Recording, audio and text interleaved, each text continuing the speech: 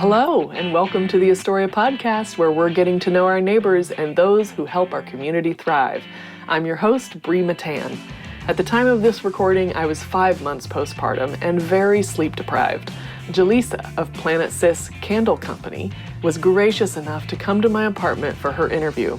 In this episode, she shares how they keep their brand fresh and how her and her sisters navigate owning a business together.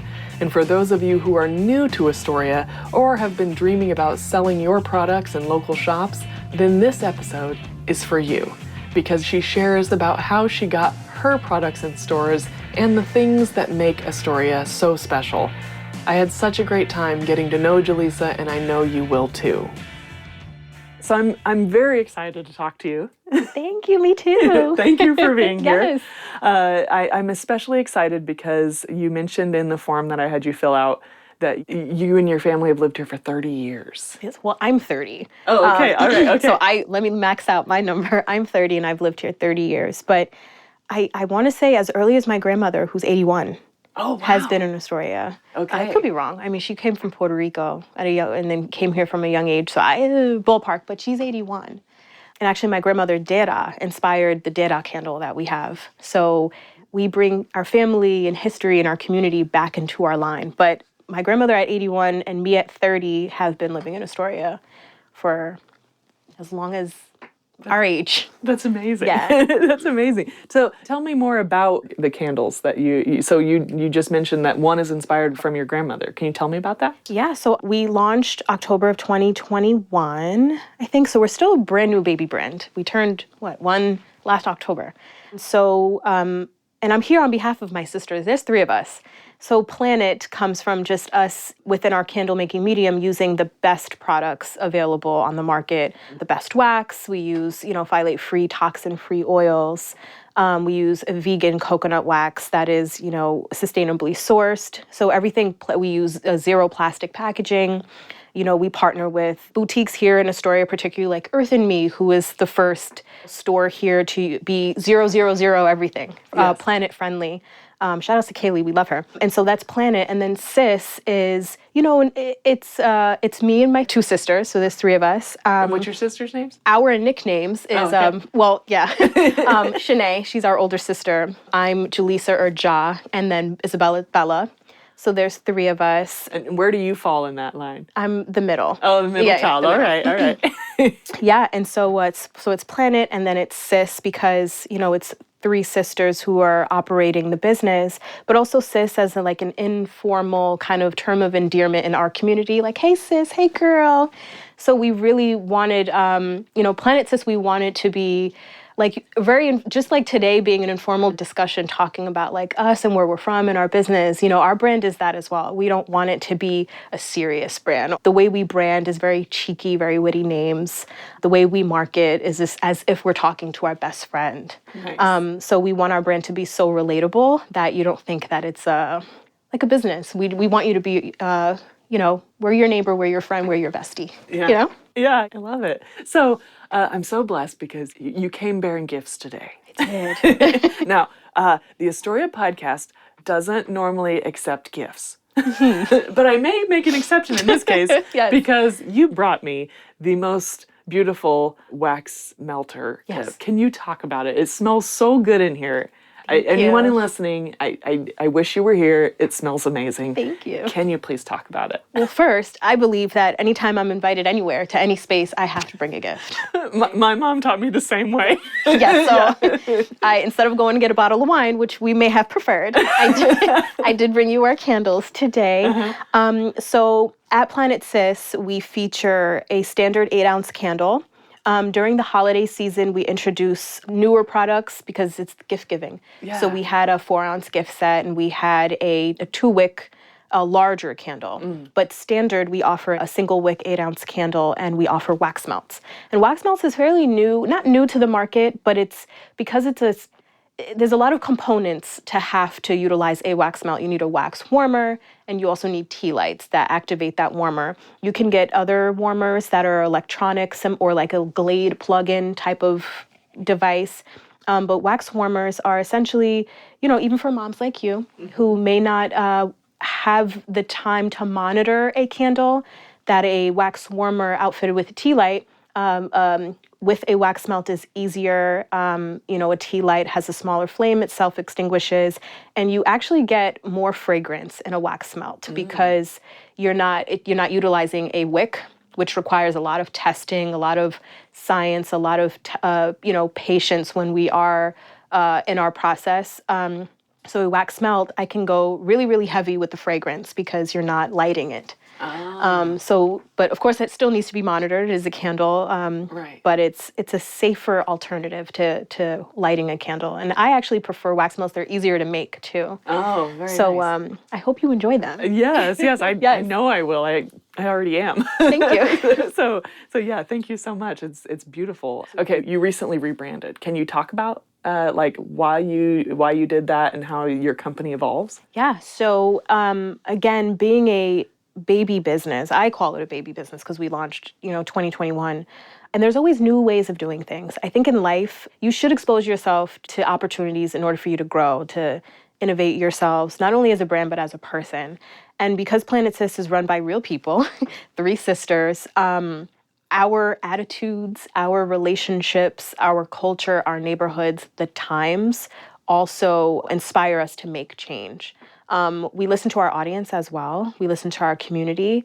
So there's times where they say, we may not like that scent, or, we prefer something more vanilla or something more sweet. And, I think we're so close to our community, and we do this, via Instagram, via Facebook, via receiving messages on our website, that we actually hear you.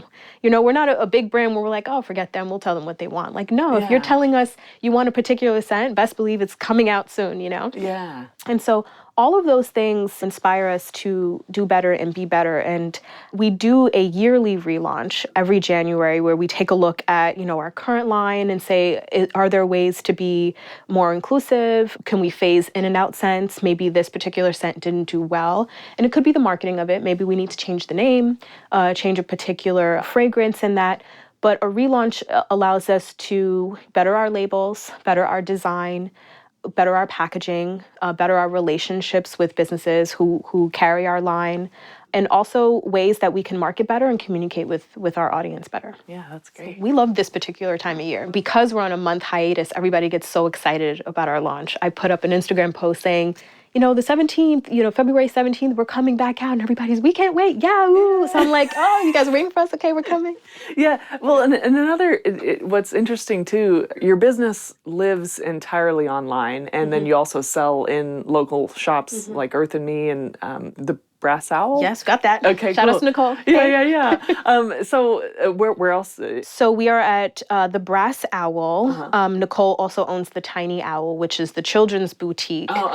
So we have 2 candles in there that she wanted us to create for moms to be. So sometimes, we forget the mom. Sometimes we only think about baby. We think about diapers. And so she came to me saying, can we do some gifts for mom? I'm like, of course we can. Aww. So we have 2 beautiful scents at the Tiny Owl. We're also at Fern Botanica, the floral design studio here in Astoria. Where are we? Okay, we're in a Sunnyside shop, Bliss Vintage. We are at Levitate Beauty and Skin Studio. Shout outs to Becca, who is an esthetician here located in Astoria. She has our line in her studio. I had the best facial of my life in her store. I should plug her too, Best facial of my life she gave me. And then we also collaborate with 3 other online women-owned, by the way. They curate gifts online. One is Simply Very Nice. She curates and designs gift baskets and is featuring our candles in some of those baskets. Yeah. Oh, that's wonderful. Yeah. That's great. As I mentioned to you before in an email, I really want to know more about you, and I want the listener to know more about you, who you are as a person, and to know more about having a business with your sisters and what that was like, like how it came to be, like anything you want to share. The struggles. I love hearing about the struggles because the struggles is kind of like where a lot of the relatable conversation is, where the things that people are like, I see that, I recognize that. So yes, please. So me. Tell me about you. So me, I'm Jaleesa. Everybody calls me Jay or Ja. Be careful calling me Ja though, because that means that you know me from like childhood and high school. So from walking on the street and somebody says Ja, I'm like, you know me personally, which is fine. But I hope everybody calls me Ja because that means I have more friends. Yeah. But I'm 30 years old and I've been here, born and raised here in Astoria with my two sisters. I have a brother too, but we don't reference him because, right. We're two sisters. Planet Sis, okay? Yeah, it's not, Planet my brother. But we have a brother too. I also have more siblings, but we decided, I'm also a director of marketing on a nonprofit, so this is not like my full time. Oh, wow. Okay. I have a full-time job, and we started this business during COVID, and our story is like, we knew we always wanted to do something together.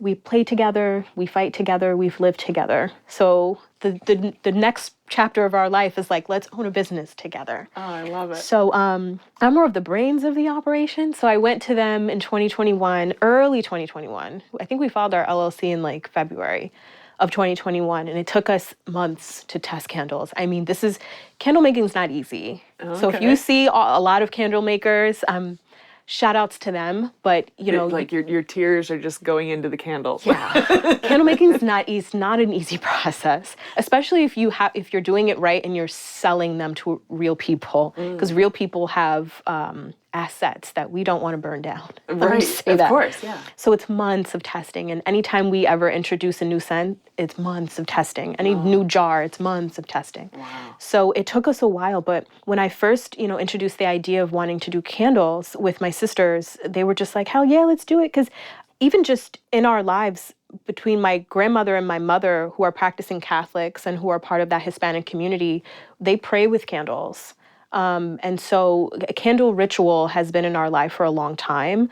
We've also just growing up being teenagers, we had that period where we wanted to shop Bath and Body Works, their lotions, their sprays, we're girls. Yeah. And so when I came to them with the idea of making our own candles, they were like, let's do it. And I think we were attracted to the fragrances, not necessarily the candle making process, but just smelling everything. And it's also dangerous to have so many fragrances because you want to make a candle for every single scent. Right. So narrowing our scent selection down we'll get into it. It's very tricky. Yeah. But we did it. And, I think when you consider having a family business, it could be very tricky. Yeah. Me and my sisters are best friends, thank God. But let's say if I was doing this with two friends, a lot of things can happen. You can lose relationships, whether if it's like money issues or issues in in what direction you wish the business to go. But we don't fight at all. I think we fight, obviously, personally, we're sisters. But when it comes to the business, it's honestly about dividing up the tasks and holding ourselves accountable to what those are. So my sisters, they support behind the scenes mostly. I'm the one that's very front-facing with the community. First of all, they're moms. That's first. Yeah. I'm the fun aunt. Yeah. And Nice. I have all the time in the world to, to do everything. So I also respect them as being moms first. So sometimes, even today, they're not with me, and that's just reality. We're not a fake business. We're real people. Right. And so being moms first, they choose to kind of work behind the scenes. So they help me develop scents. They help me develop our label designs, our names. I mean, we have a group chat that we just throw in. We're coming up with our new bath collection, and maybe this episode's coming out after. So coming up with our 3 scent names, it took us months. Yeah. And then we don't want to get into a fight, so then we cool off and then we revisit it. So as long as, you all just take accountability of what you own in the business, and I, as the fun aunt, no life sister, just in my mind have to adapt the mindset that I have to do most of the work. So as long as everyone's comfortable doing that, the business will work. Yeah. Well, it seems like, now you correct me if I'm wrong. I have lots of sisters. I have 4 sisters and 4 brothers. I come from a very large family. Huge family. Yeah. I am not in business with any of my family. They all live in the Midwest, and I live here. But I do imagine, like, everything that you're describing, like, you do fight with your sisters, but like when you own a business too, I imagine it's something kind of separate. And in a lot of ways, unlike having a friend who you can just like not call back, you can't get rid of your family. No. I mean, you could, but you generally you want to work through it. Exactly. And get to the other side. And maybe it sounds as if it's almost made you more thoughtful in how you proceed. And I would imagine that kind of is better for business. It is. I think, first of all, you have to maintain a level of respect, whether you're working with your sisters or not. And I think we all respect each other. But you're right. In the beginning, I was just struggling for help because I'm like, you guys are not helping me, but they're mothers. And me being a mother, I don't know what that means. Yeah. Like, oh, you just can't drop off my nephew for like an hour. I need help pouring candles. And they're like, no, Julissa, that's not the way this works. I'm exhausted. I haven't slept in 3 days. Like, you think I want to pour candles with you? I want to go take a nap. But that's so I had to like sit here and be like, you know what? You're right. Like, so I had to also learn patience with them. And I think that bettered not only our relationship, but to your point, it bettered the business because now I think we all know our limits. You know, sometimes I feel like we overextend ourselves in our lives, and that's when, you know, mental health issues start, you know, coming into the discussion. But I think now we've all struck a fine balance on like what our limits are and what we can do. But also they know like when I need their help. Yeah. When we have like massive pop-ups in the summertime when we're like going out on Steinway Street, we also did like an event at Brooklyn Pride. It was so huge. I mean, it was like 30 blocks of vendors. And I'm like, you better be there. We had like 2 tables. It was huge tents. Yeah. And then my sisters came, and then she also brought my nephew, so he was helping us vend. Aww. So they know when it's time to like really, we gotta like hit the pavement. But that took 2 years. Yeah. I think we weren't used to running a business, and also we didn't know that we were gonna be as successful as we are. Yeah. Like, you know, when you're creating your baby brand, we're from Astoria. We're like, I remember my first pitch to the Brass Owl, my first pitch to Nicole. You know, I went in just with a sample set and my candle similar to what I brought you today. And I'm like, I'm Julissa. And, you know, and I'm, you know, I have a business degree. So and I have a vocal performance background. Oh, nice. So me, public speaking is natural, but I was sweating, right? I sold nothing. So when I went in there and I was like, this is who I am and my sisters and we're from Astoria. Not even 30 seconds after I left, she sent me an email with a wholesale order. And I remember calling my sisters on FaceTime, like, we made it, we did it. And then from there, people started emailing us and DMing us and purchasing from us. And we've garnered a lot of attention. And then that's when we were like, oh, we have a business. So it's real now. Yeah, it's real now. So we have to have certain discussions. And we love it. I think we love each other more because of this. Yeah. And I can say they're proud of me and I'm proud of them because this is something that you know, my family doesn't. My families are not entrepreneurs. There's no one we can turn in our family that can give us guidance on how to be an entrepreneur and how to be a small business. So those are my 2 best friends, and we're all just trying to figure things out as we go along. And there's no other person I would run to than them 2. And you mentioned earlier your nephew coming to one of the pop-ups. Like, what a legacy that you're building. He loves it. And he's witnessing that. Like, you know, you may be the first generation entrepreneurs in your family, but you are paving the way. Yeah. He, again, we were coming up with our bath collection and he wanted to smell. So what our smelling sessions are is, you know, we all go to my mother's house and we have like 100 bottles of fragrances, like, what's our next collection? And he sat on my lap and was, I want to smell. He's 4. So he had to smell. So you're probably getting a scent soon that he chose himself. Aww. You know, so he loves it. He loves it. I love that. Yeah. I love that. You know, my daughter's 5 months now, so I am getting more sleep than I used to. It's glorious. But late at night, I've been up thinking about like things that I want for my daughter and her growing up in the community. And so I come from the Midwest, and my husband and I moved here having never even visited New York. We had to find this apartment where we're recording. We found it in 3 days, and we're so lucky because our landlady who lives just above us, she's wonderful, and we've never had to move. I've heard these horror stories of people who have to like move everywhere. Oh yeah. But we just really lucked out. We love our apartment. We love our building. We love Astoria. Thank you. But you know, I've never thought about raising a child in a city with 95,000 people. And so when you mentioned that you know, had lived here for 30 years, your family even longer, I'm really curious to know what it was like living here and how has things changed in 30 years? Well, the school zones are awesome. That's what I've heard. We have some of the best schools in Astoria. Okay, so and I'm Thankfully, we're also raising my nephew and my niece, who's 4 and she's 2, here in Astoria. So they get access to like the best schools. We also have like the best grounds. Astoria Park, Astoria Pool. It's awesome living here. I've been here 30 years. I think, first of all, we're close-knit. We're so friendly. And when people think of New Yorkers, they could think that, we're some nasty people. Trust me, sometimes, listen, when I'm on the train and I'm on the subway and, you have like a tourist like saying, where am I? We're going to keep going. Like, if you're not walking at my speed or higher, like, Yeah. So New Yorkers, we have that perception. But Astoria is so friendly. Like, we are so close-knit. We help our neighbors. We say hi to our neighbors. We look out for our neighbors. The building in which my mother raised us in, I mean, we still know them to this day. We check in on them. They check in on us. I mean, our neighbors seen us grow up and have children.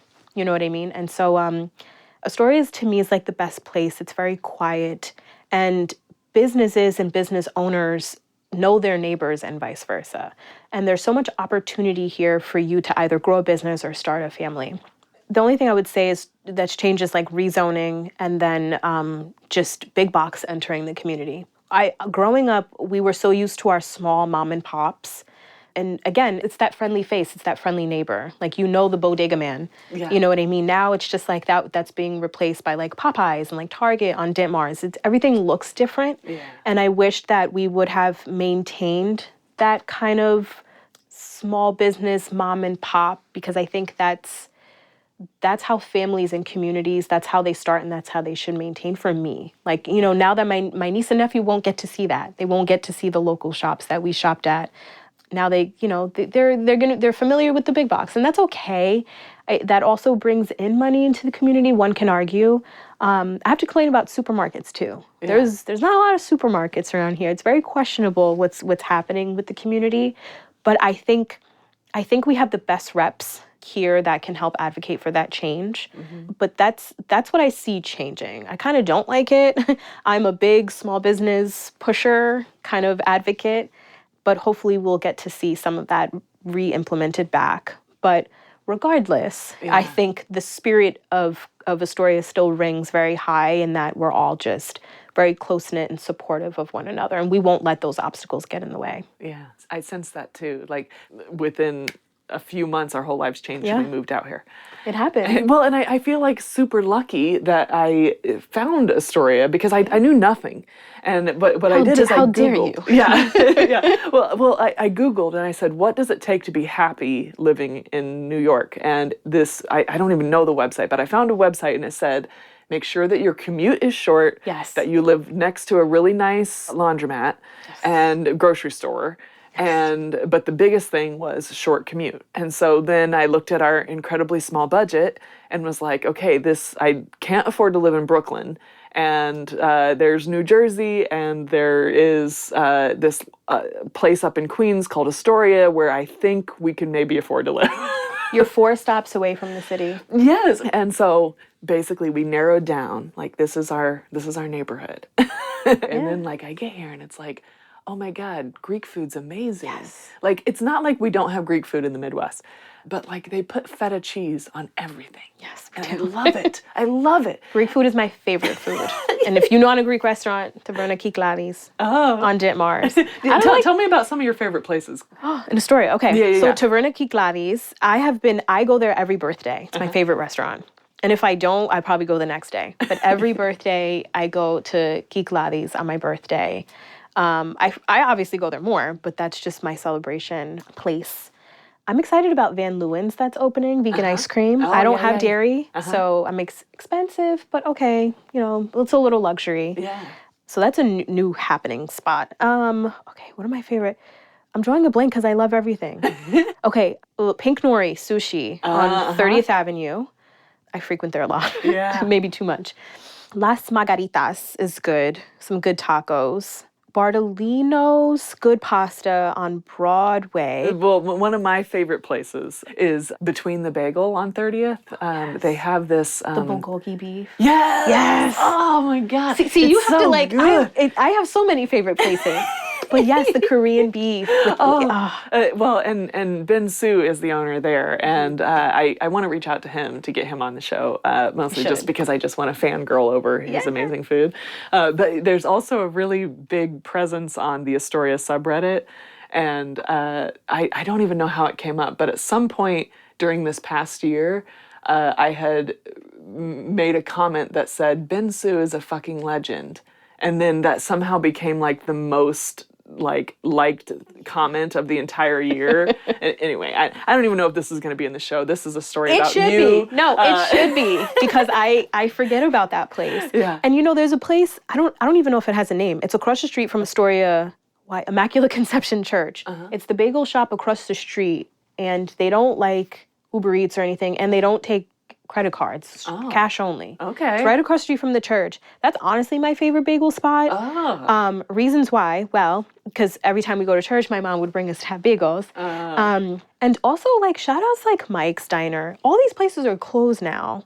In place of a massive Target, which I don't like Target small formats. Yeah. If you're gonna put a Target, put the big ass one. Right. Don't put a little niche little shop.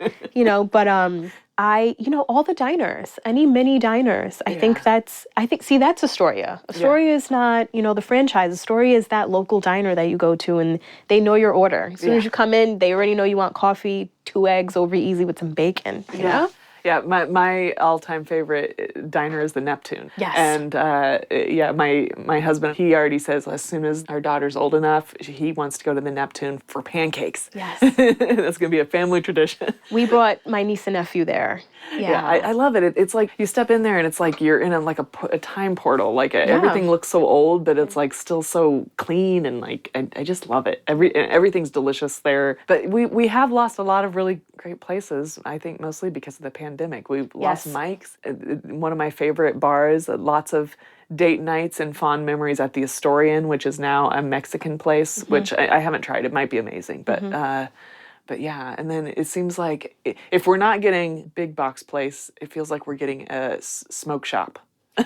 That was going to be, thank you. See, this is why I need you to prompt me. I swear, I don't smoke. My baby sister smokes, Bella, who inspired High Tea, which I gave you. Nice. It has a little bit of cannabis in there. It's very nice. Yeah. I'm not against, cannabis and weed and stuff like that. Yeah. I swear, every time I walk down Steinway, every other store is a smoke shop. Yeah. Or like a CBD type of thing. And maybe I'm just ignorant in that space because I just don't gravitate towards that type of therapy, if you want to call it therapy.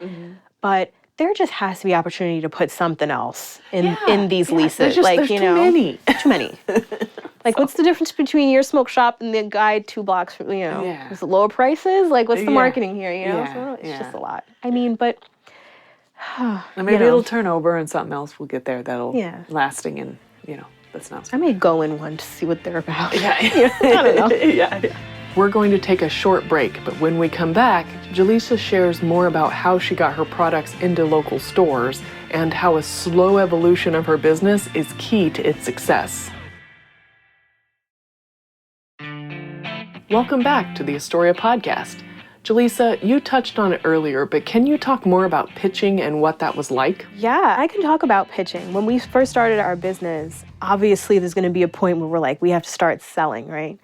And Nicole, she actually reached out to us on Instagram. I think because Astoria is so close that when we were putting up our promo photos and we were saying sister owned from Astoria, she was, you're from Astoria? Where?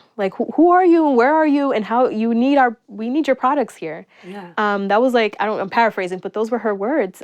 Because we watch Astoria. We watch to see what's happening and, who's around, who moved in, who moved out, what businesses are starting up. And so when she invited me to the Brass Owl, I had to pitch. And the only time I hear pitches is on Shark Tank. So I had to go back a couple episodes, all right, how do I go in here and pitch, candles? And this is not, I'm not a sleazy salesman selling, a Toyota or whatever the hell car. Yeah. These are my products. I make these. So what about if she says, no, I'm going to be, heartbroken, right? And so it's tricky, and it's not an interview about you. I mean, essentially it is. So Nicole's thing is, yes, it's about the product, but it's also about the person making that product, because that's what people buy. Now folks are gravitating towards companies who have, a social impact mission, like a social mission. But because of social media, they truly want to get to know the owner and who they are, what their values are. Everything impacts, somebody purchasing your product. And so when I went in there to pitch, I was sweating, but I said to myself, if I can do anything, it's just like be myself. And I went in there and it wasn't even a pitch, it was like a conversation. And I just spoke about, growing up in Astoria, similar to what we're doing now, and like my relationship with my sisters and what inspired us, and, who I am. And I'm so like approachable, and I'm so fun. I have a resting bitch face. If you don't know me, but I'm just so nice, and like I love to talk. Sometimes I talk too much, and I just love to like speak to people. And so, when I shared our story, she was just like, "Yeah, this is gonna be fun." Nice. And then all of our communities, connect. But as a small business owner and as a woman who's, not really exposed to businessy type of things. One can argue that this is like a man's world, business is a man's world, but women are coming up here. Yeah. But just me being a woman and a small business owner for the first time, and a young woman for the first time, I think it's all about just staying true to who you are, being as authentic as possible, and then taking your time. It's not like I'm knocking on the doors of Sephora. Like, I know where we are, right? So it's like taking your time and allowing yourself to go through a journey, to go through an entrepreneurial journey, and just appreciating that journey. And then, of course, manifesting and dreaming of where you want to be, but living in the moment. I think that's so important. Yeah, you use the word authentic. And that's actually a little bit of a theme that I am seeing kind of come through in these talks with successful business owners like yourself. And and you call yourself a baby business. Yeah. But even in businesses that are even more established. You can sniff out the fakes. And it's not that people are fake. I think that people just want to portray their best selves, especially in this day and age with social media. Yeah. For us, even our posts are just us being real. Like our captions, like, don't expect some like edited, grammatically correct. I don't think people mean to be unauthentic. I think it's scary to put yourself out there sometimes, because but you have to. Yeah. At least what I've learned in the past 2.5 years, and I still struggle with this to this day, we're in an age where people want to know the business owner and who they are and what they value. Yeah. And it's odd, because we see it in the news now that people's, religious and moral beliefs can impact their business. If I'm a Catholic and I'm like, I'm a Catholic, I can lose followers because of that. Like, it's very risky, and I understand why folks don't want to do that, but because we're in the self-care space, they want to know, like, who's making my soap? Yeah. I'm applying this to my body. Who's making my baby's diapers? If you're, especially like, shout outs to like the Honest Company, just being, creating products for like mothers, because you have, you're not only caring for yourself, you're caring for your baby. You want to know what you're putting on your baby, what they're being exposed to. Even my candles. Yeah. Some folks ask me questions about their pets. Like, is it safe to, for candles to be burning around my pets? And sometimes I have to say no. Yeah. It's not about selling my candle. It's about ensuring that, you're utilizing my products in the best space and in the best form possible. And if I have to be real with me and how I make my products, I have to be real with the world and how I show that. Yeah. And so I have to be authentic. You cannot not be authentic today. Right. I don't know. Like, if I go to my favorite restaurant, do I know the chef who made my food? Maybe not. But maybe if I did, I would revisit that space again. So I consider these things. And it shows through our marketing and through how we brand, our candles. Our candles are a reflection of who we are, our attitudes. It's so funny. I created a scent. Sorry, I shouldn't interrupt. You mentioned hand-poured candles with attitude in the form you sent out. So sorry, go ahead. That's our tagline. I'm going to trademark that, trust me. But exactly, it's hand-poured candles with attitude, because it's not, hand-poured here. Everything, well, at least in our space, we're very competitive. Everything is hand-poured, everything is natural, everything is vegan, everything. But everything is not hand poured with attitude. And trust me, sometimes it's true. Sometimes I'm waking up in a damn mood. I have to pour my candles with attitude. It's true. So I'm not just saying that because it was funny and quirky. It's literally like sometimes I could be crying and I'm pouring candles because I'm having a shit day. Your tears literally go into the They're in there, which is dangerous. You can never mix water and wax, by the way. Don't do that. But it's true. Like everything that we do is a reflection of like us in the moment. Our scents are inspired by us in the moment. I was talking about there's a scent called Somebody's Son. I started dating somebody and he inspired that candle. So it's called Somebody's Son and he knows who he is. Well, yeah. And so I started dating him and 3 months later I came up with a candle called Somebody's Son. Before that, I came up with a candle called Hot Boy. And that kind of was like the girls are so funny. Hot Boy is, let's say if you're a single woman, I want you to buy Hot Boy because when you light it, it's like you're manifesting your dream man. There is a man in bed with you, okay? His name is Hot Boy. But I burned Hot Boy so much that I found one. So, high tea, Bella made high tea because she wanted, a cannabis scent, cannabis, weed, whatever you want to call it, like relaxes her. And so my mother can't stand the smell of weed, but loves high tea. Yeah. So I'm like, you have some underlying issues going on, girl. Our other scent, Butter Me Up, is that we made. It's just like cocoa butter and coconut. It smells like you're just dripping yourself in the finest oils, ready to go out on a date. And I say all that to say, it's like, even between our scent names and what we select, it's a reflection of just our attitude, our culture, the things that are happening, our favorite artists, our favorite songs, our favorite art, our favorite books, our favorite one-liners in movies.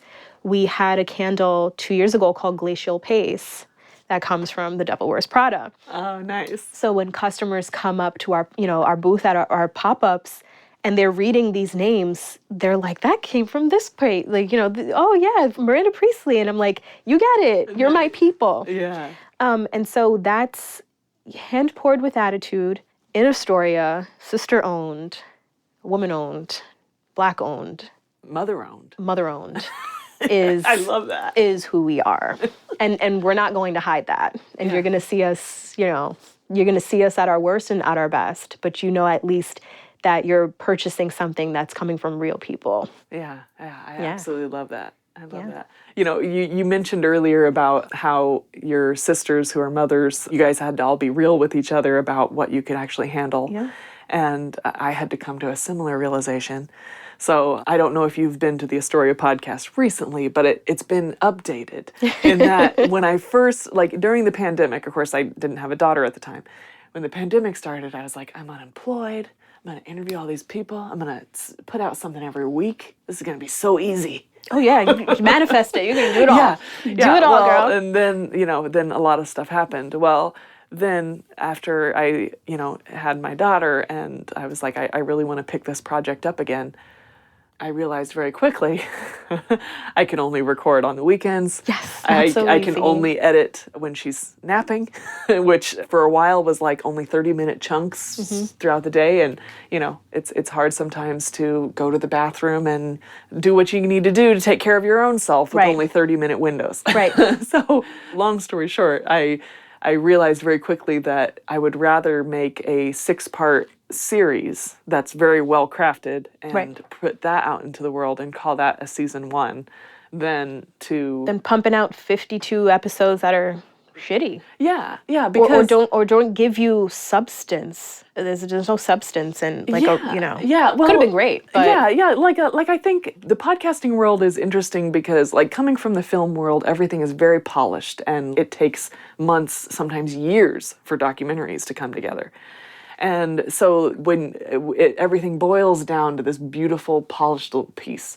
And with podcasting, it's quick, it's dirty, you interview it, you clean it up a little bit, you put it out there. Mm-hmm. And to an extent, there is going to be very light editing done on all of this. But I having my daughter, it's kind of grounded me in a way because I think about like she might listen to this conversation. Yeah. I want Hopefully. I want her to be inspired by these women-owned businesses, and I'm interviewing men too, but but I think about like she's gonna listen to this. She's gonna hear me asking questions. She's gonna hear these responses, and so for me, it sort of boiled it down that I would rather do a really good job on a smaller amount of things.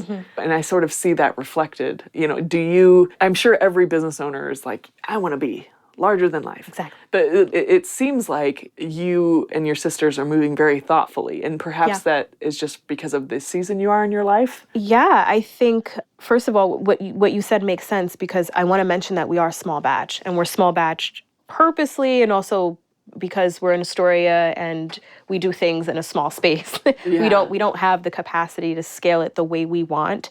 But I appreciate that, because you know that this candle is, although hand poured with attitude, it's hand poured in small batches. So, there's also, that you're getting a quality product because I'm touching every single one. And small batch is intentional because we need to be able to control like what we put out there. It's all about, it goes back to limits. I can easily have like 45 cents on a line, but having something that's specifically curated, that we are choosing, and because there's 3 of us, that we're choosing the very best of the best in the moment. And having a small offering to our community and at affordable prices, we often do well. I can't imagine having 45 cents because I feel like a customer will lose their mind. It's too much. And so being very niche and very specific and having a very curated collection, I think they shop with us more because there's so few and they want them all, and they're all amazing. But also, we do that for a reason, because it's about appreciating the journey. We want to know that what we put out is people are buying, people are purchasing. I've approached people, and people have come to me about like putting my things on Amazon. Like, you should be on Amazon. If you're going to be in this business, you need to. Let's give Jeff Bezos a cut of this. Yeah, it's just like, if you're going to do it. Like, you should be. And I have these conversations now with close friends about, if you're going to have a business, you need to think like a CEO. Yeah. Like, you should be having your stuff on Amazon. You should be knocking on Target's doors. You should be knocking on every door. Your product should be everywhere. And I'm like, whoa. Slow it down. I'm still figuring out me in the space. I'm still figuring out, if this is what people want. Again, self-care and candles, it's a luxury item. This is not for everybody. Yeah. I know growing up, we couldn't afford luxury. This, I still can't. You think I'm walking around with a Prada bag? Yeah. So I think you also have to be intentional and be respectful of where the world is. There's some people who can't afford rent right now. There's businesses who are closing due to COVID. You think I'm going to walk down the street and try and sell you a candle? Thankfully, people are purchasing, right? But we also notice, the market that we're in. We're in a luxury space. And although we offer affordable pricing against our competitors, we have to be thoughtful about that. And so I like being small. I like focusing on this community and this particular small business market for now. Where we see ourselves, I would love a larger space. I would love a store. Sure. I envision like a Planet Sis store that also offers and partners with other women-owned businesses. We want to like curate specific products in our store, but also we want a large event space where we can host candle making classes, and then people can just use our space for whatever they want, like baby showers or, bachelorette parties. But I did toy with the idea of opening up my own store in Astoria. I've spoken to small business owners and they said, it's hard. It's really hard, of course, due to COVID. Also the market, a lot of folks gravitate towards the Amazons. We are encouraging everybody to shop small. You have to. But we know that we live in the real world where people are preferring, Targets, the Walmarts to purchase, their home goods. I still go to TJ Maxx up the block and peruse their candle section, to see what I can dupe. But we live in the real world, but we're very fortunate to our following and our community for supporting us for where we are right now. But we do see us growing. We do see ourselves adding more products. But, we're taking our time, and I think that's okay. I think the world is very competitive, and sometimes I'm not a competitive person, and I know that's dangerous to say in business. Like, you have to be competitive. Right. But I believe we all have access to the space, and I think we all can share. And I think that's why I love collaborating and partnering. I've done so many collabs with women. Since entering the small business market, especially here in Astoria, I've collabed with about 4 or 5 business owners right here at home. One particularly, Caitlin, who operates like Lemon Water Studios, she did our caps. Like me and my sisters, we wanted like a uniform for our pop-ups. Oh. So she did our first caps, and it said Planet Sis on it. Still have it today. I was going to wear it, but I think it's too hot. And we also did, a bridal collab together. A lot of other business owners in the community, they're looking towards us to do future collabs. But I think it's that. Like, we're not competitive. We all want to like work together. And I think it's, sometimes I hear from folks like, you gotta be a beast, in this space. And I'm like, do you? Maybe they're right, but at this particular moment, I want to live in the moment. Mm-hmm. I don't want to grow so fast. And that can change rapidly. Sure. To what you shared earlier, you picked up from the Midwest and came to New York City because there was an opportunity presented itself. Right. So I don't want anybody thinking like, maybe I'll be on Amazon one day. Maybe Sephora will call me tomorrow. Yeah. Like, I won't give that up because that's obviously where we want to be. But I appreciate being in this moment right now. Yeah. And because in this moment today, what I do today is going to shape where I am. Yeah. In the future. I think that's really wise. I mean, I'm not a business owner, but some businesses, one of their downfalls would be that they scaled too much too fast. And so I think moving so thoughtfully and navigating your opportunities is very wise. Thank you. Well, you have to. And I'm also, again, we launched October 2021. We haven't been here that long. We're also testing the market. We're also, do you want our products? Right. We've, and I've said it earlier with our relaunch, we also evaluate scents that don't work. Mm. So I would never want to speed that process up and get so big and I'm putting out, products that don't sell. There's no point in doing that. And once again, it's all about, respecting yourself and your limits. Like, can I right now, if I'm struggling right now to put out a baby collection, God forbid I ever had a deal with a big box to order upwards of 5,000 candles. Like, I can't do that. Like, so I think continuing to build and progress is important. Today I'm doing 10 candles. I'm just giving you a number. Mm-hmm. I think yesterday I poured 300. But yesterday I poured 300 candles. By a couple of weeks from now, maybe I'll do 1,000. Oh, wow. A couple of weeks from there, maybe I'll do 2. But it all depends on, where you are and how comfortable you are at growing. Right, yeah. Okay. I'm curious if you have any stories you want to share about being in business with your sisters, late night candle pouring sessions. Yeah. You've spilled the wax everywhere. Tell me a good story. God. Cleaning up wax, that happened to me. And I had to just leave it for the next day.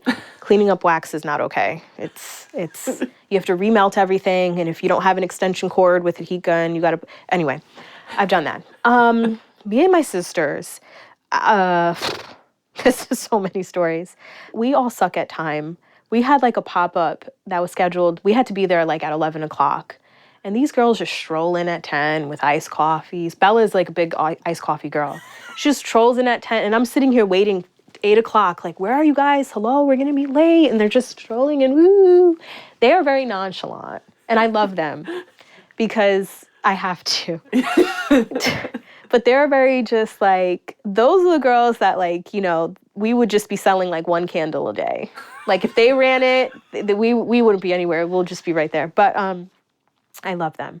So yeah, we have to work on them being on time for things. Mm-hmm. Our group chat's very funny. Mm-hmm.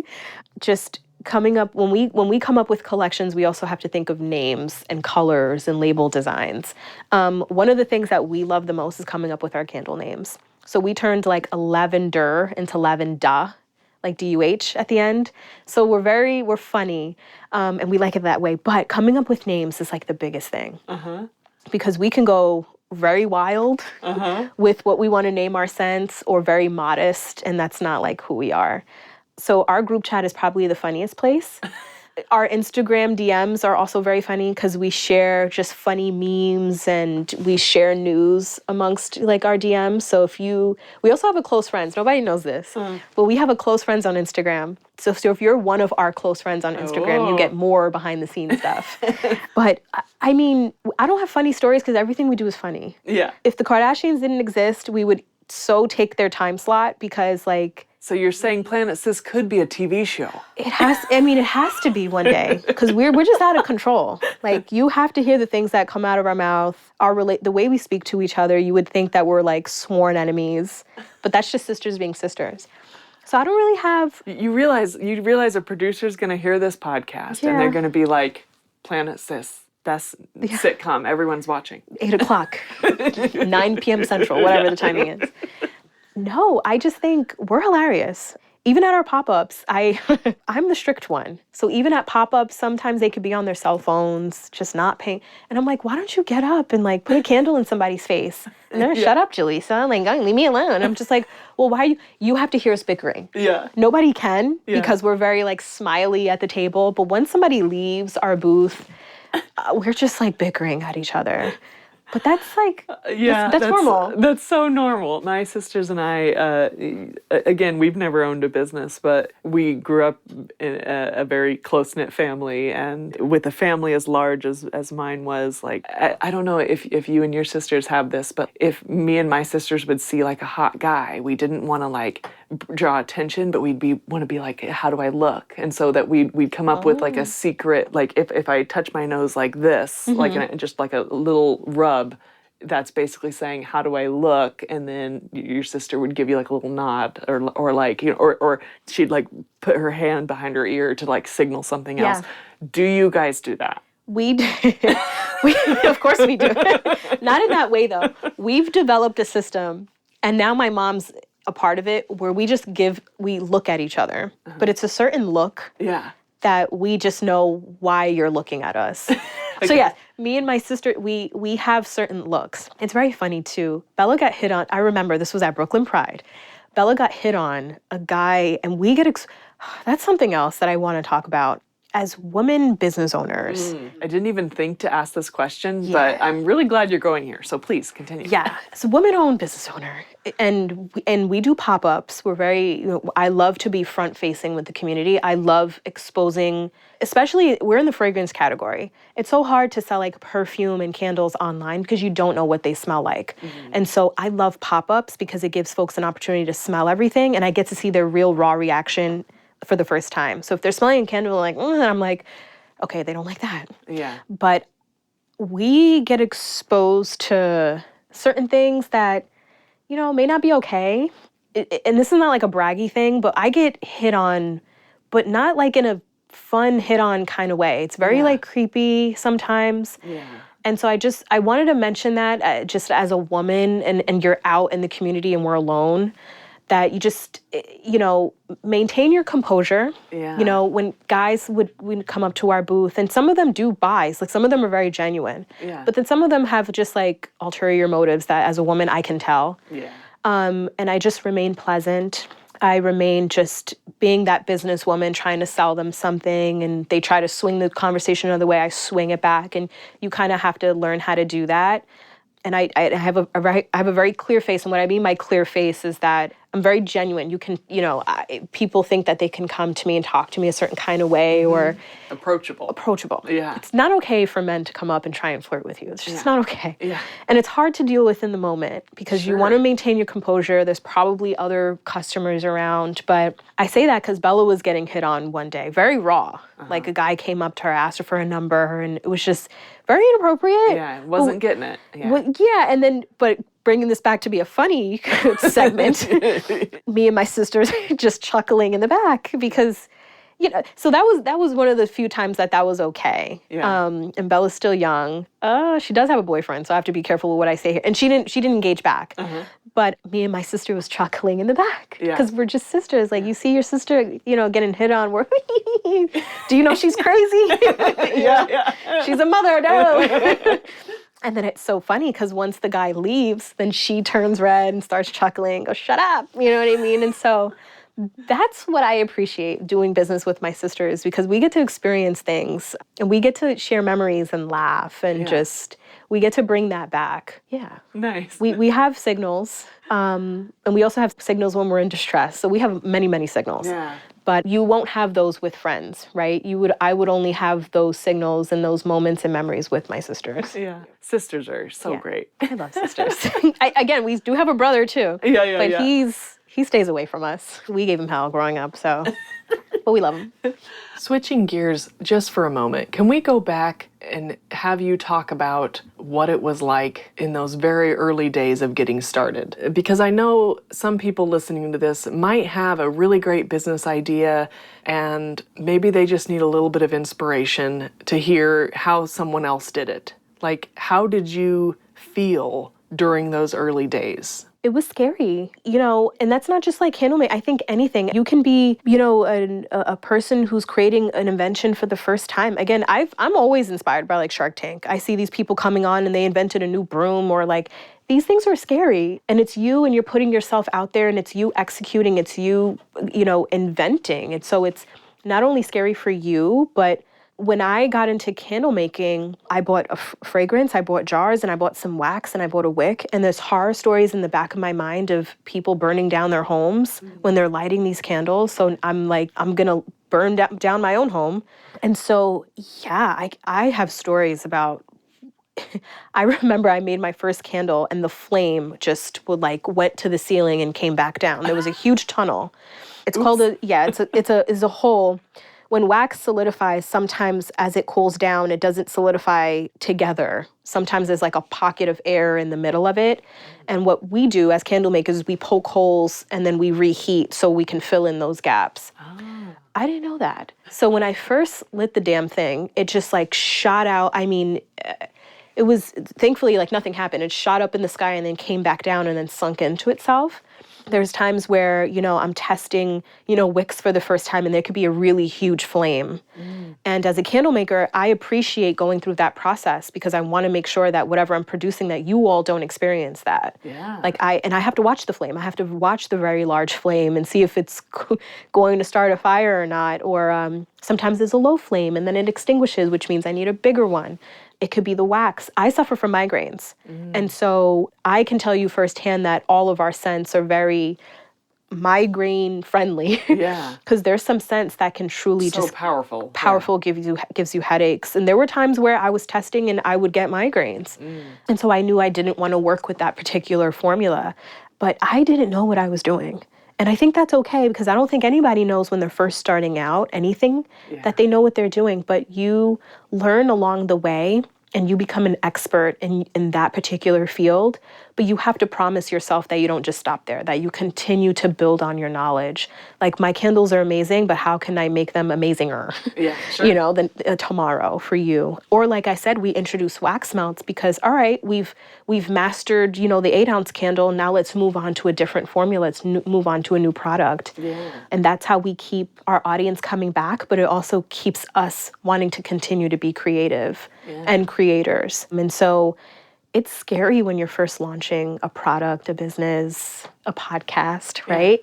You're learning along the way, and hopefully that works for you and that you get inspired by that journey. Because my first candle, and I still have it in my home, the little burned wick, it's all burnt up. But I kept that there. I still have that because I look at that and then I look at today of all the amazing things that we create and I'm like, yeah, had I given up that day, I wouldn't be here from where I am. Yeah. I wouldn't be here today. Yeah, I love that. I love that. In talking to business owners, I struggle sometimes with perfectionism, and you definitely don't have time to be perfect when it comes to editing audio. It'll never be perfect. Yeah. But I think about that a lot, and I think about like to say something is perfect is so silly because it's like here's a perfect candle, and then it's like okay, but now there's nowhere it can go. Yeah. Like It's also subjective. Yeah, I'm glad that you said that because I'm my worst enemy. Like if I was perfect, I would never put out anything. Like if I thought I was perfect or something was perfect. Yeah. Or striving to be perfect, I would never get there. Yeah, I'm not sure who's the author of this. I'm sure I read it somewhere, but like perfectionism is the robber of good is something I keep in my mind. You'll never put out anything good if you're worrying about it being perfect. So you put it out there, flaws and all, and next time you try and do it a little better. Exactly. Do it a little better, do it a little better. And then eventually, people see this beautiful, honed product and they're like, holy crap. Exactly. But I think, listen, I scroll Instagram all the time and I can think my product is so beautiful, but then I stumble upon another business owner's page and their products are much better, or I assume much better than mine. Yeah. But even, I wouldn't shout out Bath & Body Works, but even their products are so nice and their labels and their designs and they have every single jar and I'm just, sometimes I have to remind myself where I am. Yeah. Like I will never get there because they're so massive and they have their own marketing team and brand designs and this and this. So I try not to scroll social media. I try not to compare myself to other people because we all have our separate journeys. But I think that's it. I think it's about appreciating, the product that you made, flaws and all. Yeah. And people are buying it. They're with it. People don't want you to be perfect because then they wouldn't be able to relate to you. They want to know that you are imperfect. Yeah. And I have so many people who are imperfect and so many people who have inspired me who are imperfect. And that's how we are perfect. Yes. Yeah. Oh, that's beautiful. I love that. That's how we're perfect. All right. Well, I think that's a perfect place to end the episode. I loved it. Right, we did it. We did it. I love it. And I watched the levels. We did really good. I don't think we clipped even once. Perfect. Yeah. Okay. Yeah. Perfect. It's perfect. Okay. See, that's perfect. Yeah, it's perfect. Well, that's the end of this episode. If you're a TV producer, you heard it here first. We need Planet Sis, the sitcom. To find out more about Planet Sis Candles, visit their website at planetsis.co. I want to thank you, dear listener. I hope this show inspires you to get out and meet your Astoria neighbors. The Astoria podcast is recorded and edited by me, Bree Matan. To show your support, please rate and subscribe because that will get this show to more ears in our community. And if you're interested in being on the show, please visit AstoriaPodcast.com to learn more.